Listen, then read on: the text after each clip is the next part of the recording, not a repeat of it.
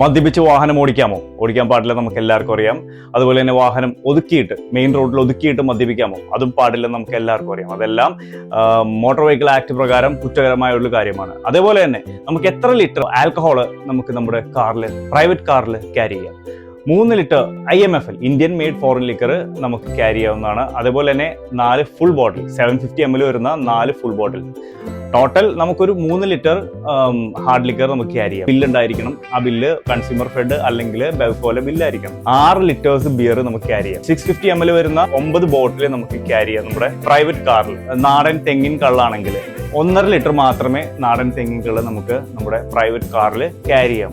നമുക്കൊരു 8 ബോട്ടിൽ വൈൻ നമുക്ക് നമ്മുടെ പ്രൈവറ്റ് കാറിൽ വിത്ത് ബിൽ, കൺസ്യൂമർ ഫെഡ് അല്ലെങ്കിൽ ബെവ്കോല ബില്ലുണ്ടെങ്കിൽ നമുക്ക് ക്യാരി ചെയ്യാവുന്നതാണ്. പിന്നെ പ്രധാനപ്പെട്ട ഒരു കാര്യം, ഇത് സൂക്ഷിക്കേണ്ടത് നമ്മുടെ ബൂട്ടിലാണ്. നമ്മുടെ ആളുകളിരിക്കുന്ന ആ ഒരു ക്യാബിനിൽ സൂക്ഷിക്കാനേ പാടില്ല. ഓപ്പൺ ചെയ്ത ഒരു ബോട്ടിൽ പോലും അതിലുണ്ടാവാൻ പാടില്ല. അപ്പൊ അങ്ങനെ ഉണ്ടെങ്കിൽ അത് മോട്ടോർ വെഹിക്കിൾ ആക്ട് പ്രകാരം കുറ്റകരമാണ്. അപ്പോൾ ചാപ്പോ